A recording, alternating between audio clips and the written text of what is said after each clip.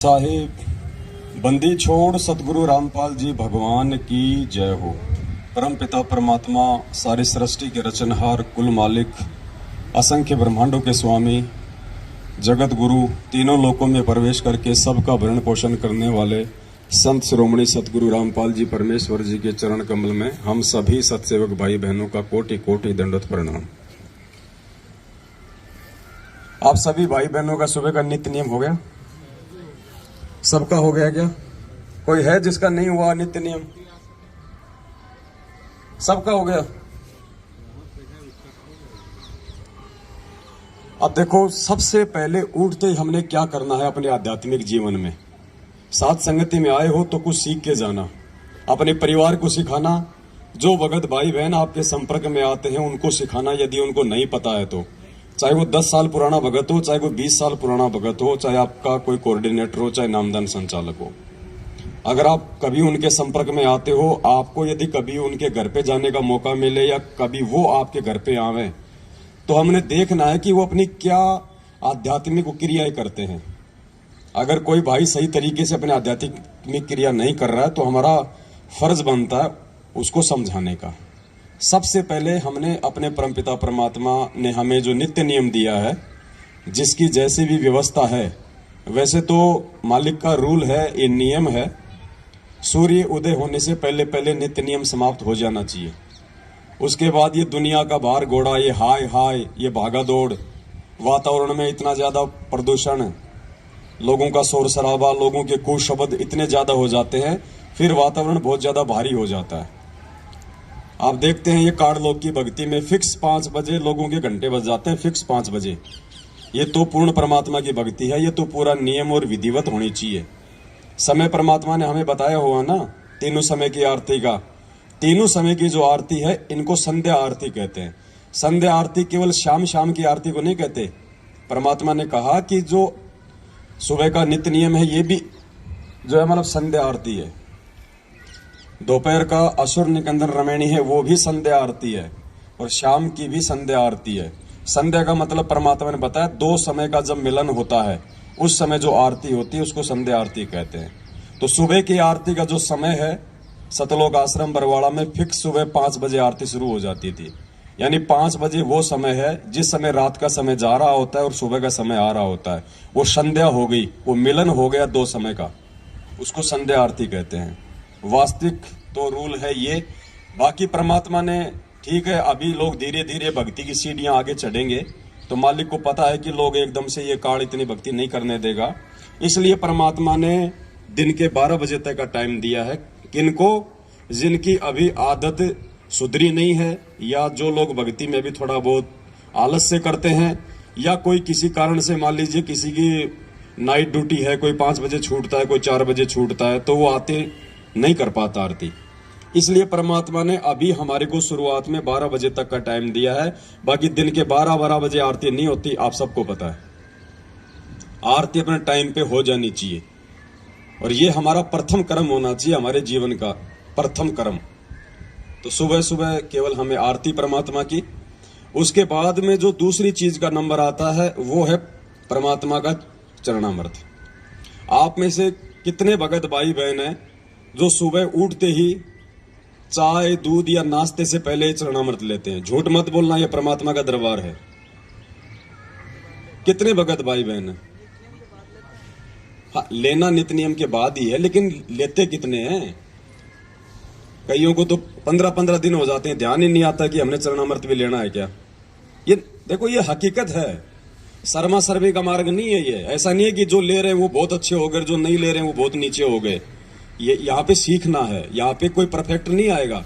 जो परफेक्ट हो जाएगा फिर उसको साथ संगति में आने की जरूरत कहाँ है? फिर साथ संगति में हम सीखने के लिए आते हैं। दूसरा, हमारा जो कर्म है वो ये होना चाहिए कि परमात्मा ने हमें जो ये चरणामृत दिया है, हमने चरणामृत का सेवन करना है। अब चरणामृत को लेते कैसे हैं 90% लोगों को आज तक नहीं पता। चरणामृत लेने की भी एक विधि है, एक प्रोसीजर है, उस हिसाब से हमने उस प्रक्रिया को हमने पूरा करना है। दास आपको थोड़ा सा एक प्रैक्टिकल करके दिखाएगा, ध्यान से देखना। सबसे पहले आपके घर पे जो भी कोई स्टील का गिलास हो या कोई कप हो, जैसे अपन चाय पिया करते थे पहले, उस कप में चरणामृत तो है ना सबके घर पे, बोतल वगैरह मालिक के दरबार में रखते हैं ना भर के। तो सबसे पहले तो उस बोतल से जो आपने अपने दरबार में रखा हुआ है उसमें से अपना एक कप जो है चरणामृत का ले लेना है, ऊपर रखिए बस। भगत जी एक सादा गिलास का पानी भी ले आओ उधर से, कोई और भगत ले आओ कोई। सबसे पहले भगत जी हमने चरणामृत ले लिया, कप में ले लो, चाहे गिलास में ले लो, चाहे कटोरी में ले लो, चाहे कटोरे में ले लो, कोई दिक्कत नहीं है। उसके बाद सबसे पहले हम क्या करेंगे, जो हमारी विधि है, सबसे पहले हम परमेश्वर को दंडवत करते हैं। सबसे पहले हम उठ के, और जब हम ये चरणामृत लेंगे तो सबसे पहले जो भी पात्र हमारे हाथ में है हम उसको दोनों हाथों से पकड़ के, और उसको केवल एक ही घूंट में लेना होता है। ये चाय की तरह पीने का नहीं होता चरणामृत। इतना है लोग कि जितना आप एक घूंट में आप उसको पी सको एक बार में, 2 बार में भी इसको नहीं पीना है, एक बार में आपका पूरा अंदर ये चला जाए। आधा कप ले लो,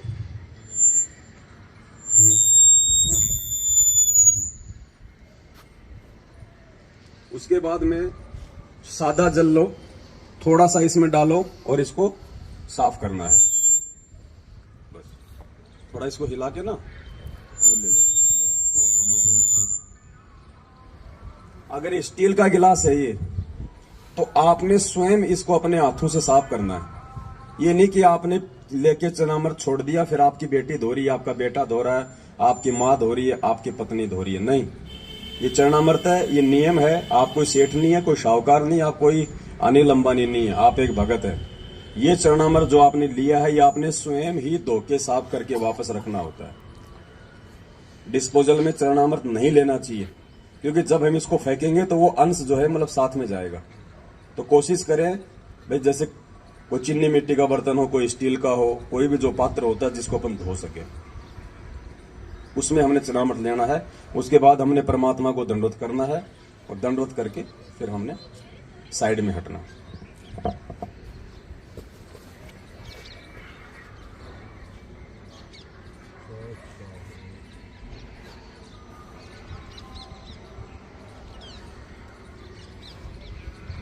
और ये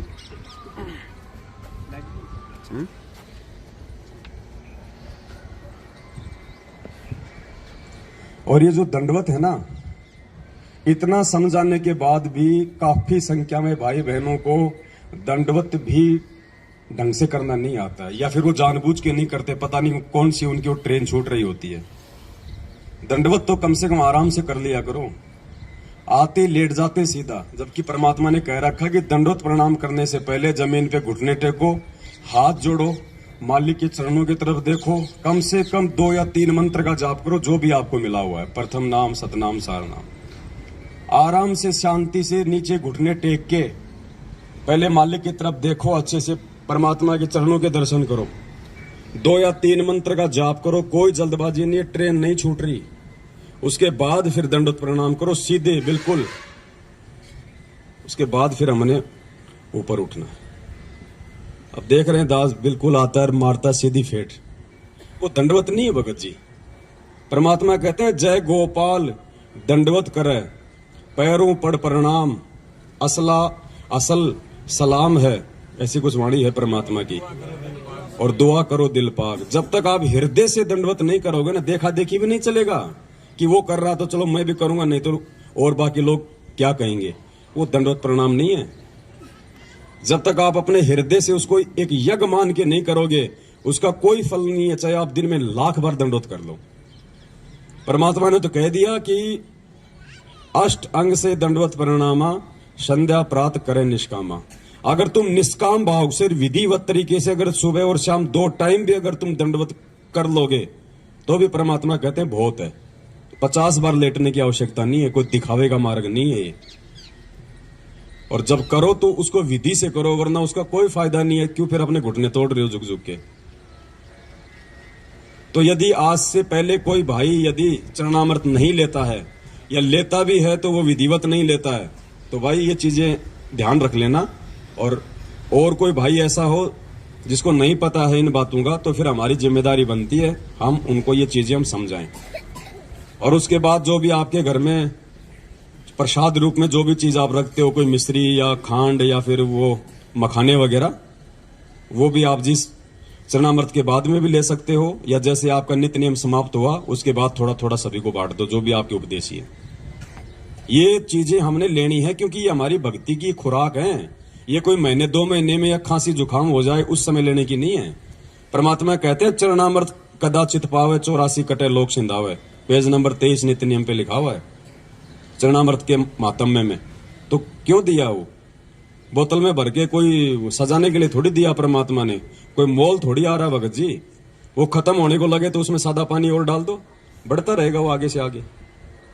ये खुराक ही नहीं खाएंगे तो हमारी भक्ति में रुचि नहीं बनेगी। दूसरा भाई, सात संगतियों का एक नियम है, आज से पहले था या नहीं था, भंडारा उसी आत्मा को मिलेगा जिस आत्मा ने अपने प्रथम नाम की माला पूरी की होगी, नहीं तो भंडारा नहीं मिलेगा। जिस आत्मा ने अपनी प्रथम नाम की माला पूरी नहीं कर रखी होगी उस आत्मा को भंडारा नहीं मिलेगा। पहले माला पूरी करो, उसके बाद उसको भंडारा मिलेगा। ये हमारा प्रथम कर्म है, भक्ति। रोटी हमारा प्रथम कर्म नहीं है। अगर हम लोग उस परमेश्वर का नाम लेके अगर हम भंडारा नहीं कर रहे हैं पहले, तो हम लोग अन्न नहीं खा रहे, हम लोग वो पाप खा रहे हैं। तो आज के बाद अपना नियम बना लो, इस परमात्मा की भक्ति से बढ़ के दूसरा कोई काम नहीं है, कोई काम नहीं है दूसरा। आराम से टाइम पे उठोगे तो नित्य नियम भी होंगे, टाइम पे उठोगे तो प्रथम नाम की माला भी होगी आराम से। कोई ज्यादा नहीं है। अब वो समय गया कि हमने चलते फिरते खाते उठते बैठते नहाते धोते, हम कोई अनिल अंबानी नहीं है जो हमारे 250 पेट्रोल पंप चल रहे हैं कि हमने वो संभालना है, हमने वो संभालना। अगर किसी के हैं तो संभालने वाले संभालेंगे, आप अपनी भक्ति को संभाल लेना।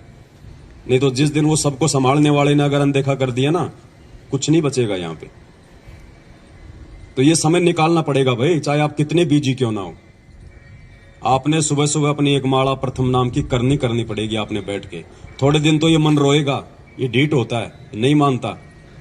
20 कर लो, 30 कर लो, 50 कर लो, 5-10 मिनट घूम लो, थोड़ा सा इसको रेस्ट दे दो, फिर कर लो बैठ के। भाई ये हमारा ये रूटीन हो जाना चाहिए भगत जी।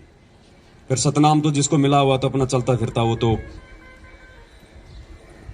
भाई वो अपना करते रहो, लेकिन ये प्रथम नाम का ध्यान रखो। आप अपने घर पे भी जिस दिन आपकी प्रथम नाम की माला नहीं होती है और भंडारे का समय हो गया तो आपको मतलब शर्म आ जानी चाहिए। आपको शर्म आनी चाहिए कि मैं ये भोजन नहीं खा रहा, मैं ये पाप खा रहा हूं। इस भक्ति से मिलता है ना यहाँ सब कुछ। परमात्मा ने क्या कहा, कबीरा सब जग निर्धना धनवंता ना कोई, धनवंता सोई जानिए जो राम नाम धन। आज नरेंद्र मोदी भी देश का प्रधानमंत्री है तो केवल इस भक्ति की वजह से है। कभी किसी जन्म में उसने परमात्मा की शरण में रह के भक्ति की हुई है जो आज उसको वो राज मिला हुआ है। ये भक्ति नहीं होती कुछ नहीं मिलता। तो भक्ति से बढ़ के भगत जी कोई कर्म नहीं है। 10-15 दिन तक लगेगा थोड़ा सा ऐसा उबासी आना, आलस से आना, जो है मन ना लगना, तो परमात्मा ने उसका एक ही तरीका बताया। अगर किसी को बुखार हो जाए और अगर बुखार ठीक करना है, ना चाहते हुए भी वो कुनून की गोली खानी पड़ेगी, वो कड़वी गोली आपको खानी पड़ेगी, ना चाहते हुए भी, यदि बुखार ठीक करना है तो। और जब खाओगे तो धीरे धीरे आपका जबर ठीक होगा। तो इसी प्रकार ये मंत्र तो मन जो है नहीं करने देगा, आंट अड़ाएगा। लेकिन परमात्मा कहते हैं जब तुम एक बार 20-30 मन मार के तुम एक बार मंत्र करोगे ना, उसके बाद फिर ये शांत हो जाएगा। फिर ऑटोमेटिक फिर आपका मन लगेगा उन्हीं मंत्रों में, उसी माला में। फिर आपका जब आप 20-30 मंत्र कर लोगे ना, उसके बाद फिर ये थोड़ा थोड़ा ठंडा पड़ जाएगा मन, और फिर आप चाहोगे कि अब मुझे कोई छेड़े नहीं, मैं पूरी माला करूं, इतना आपको आनंद आएगा फिर। तो शुरुआत भगत जी हमने करनी पड़ेगी। इस भक्ति को सतलोक आश्रम मैनेजमेंट हरियाणा ने बिगाड़ दिया है। आप सभी भाई बहन, जब आप नए नए नाम दीक्षा ली आप लोगों ने, आप सबको पता है कि आप कितने भाव से भक्ति करते थे। ये आरती आप कोई ऑडियो से या वीडियो से नहीं करते थे, आप बैठ के अपने घर पे आप नित्य नियम लेके आरती करते थे। जिस दिन आप नाम लेके आते थे, महीना 20 दिन 2 महीने तक, और जैसे आप अपने से बड़े बड़े और पुराने भक्तों के संपर्क में आने लगे, आप सबकी आदत बिगड़ गई। देखा देखी में हमने अपनी आदत बिगाड़ ली कि यार ये तो मेरे से पहले से जुड़ा हुआ भगत है, ये तो कोऑर्डिनेटर है, वो चाय भी पी रहा और अपनी रमेणी भी लगा रखी है। तो फिर हमारी आदत बिगड़ गई। अब हमने आदत को सुधारना उसी प्रकार से। और आदत नहीं सुधरेगी तो देखो, ऐसे साथ संगतियों में आने से ऐसे भी बात नहीं बनेगी। आए जाओ चले जाओ कोई बात नहीं, बात बनेगी भक्ति से। परमात्मा कहते हैं जब तब संयम साधना सब सुमरण के माई, और कबीरा जाने रामजन सुमरण सब कछु नाही। सुमरण यानी भक्ति, जिसमें आरती मंत्र अपने नियम मर्यादा ये सब आ जाते हैं। तो अपना नियम बना लो भगत जियो। जिन भाई बहनों को संकल्प नाम दीक्षा है वो अपना सुबह उठे, परमात्मा का अपना नित्य नियम करें, अपना चरणामृत लें, बाकी अपना वो काम धाम कर ले। अपना कोई मालिक की कोई वाणी लगा लें, वैसे कोई परमात्मा जी का कोई सत्संग लगा लें, क्योंकि उनको अभी मंत्र नहीं मिला हुआ है तो वो अपना काम वो कर सकते हैं उसके बाद में।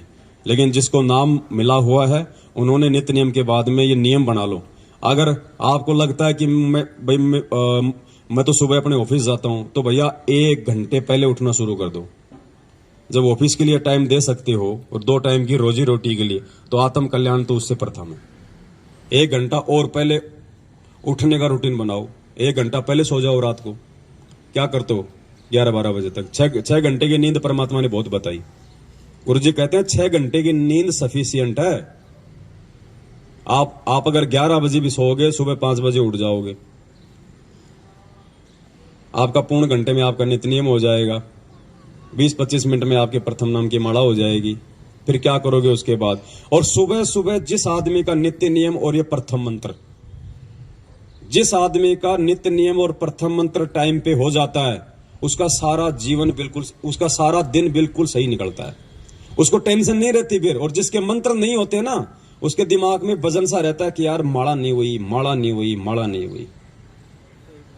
वजन सा रहता है उसके दिमाग में। वो कभी 5 कर रहा है, कभी वो 10 कर रहा है, भार सा रहता है।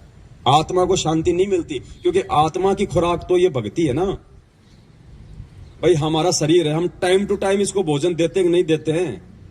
अभी चाय दूध पानी नहीं आ रहा तो सबके अंदर ये चल रहा है कि यार कुछ आए नहीं, कुछ आए नहीं। क्यों? क्योंकि हमने मन को आदत डाल दी, और मन की खुराक वो ही है। तो भाई आत्मा की भी तो कोई खुराक बताई परमात्मा ने, भक्ति। आत्मा की कोई शुद्धि नहीं है, चाहे 3 दिन मंत्र मत करो, हमें कोई फर्क ही नहीं पड़ रहा है। इसका मतलब क्या है? इसका मतलब होता है कि हम नाम से दूर है, हमारा कनेक्शन आउट है। अगर मंत्र करने की इच्छा नहीं हो रही है, नित्य नियम करने की इच्छा नहीं हो रही है, तो कहीं ना कहीं आपका जो कनेक्शन है वो टूटने की तरफ है। उसका तरीका यही है, परमात्मा से दंडवत करके समय याचना मांग के कि परमात्मा सद्बुद्धि दो। आज से पहले जाने अनजाने में जो हुआ सो हुआ, मालिक आज से पहले हमें नहीं पता था, लेकिन आगे अब हम ध्यान रखेंगे।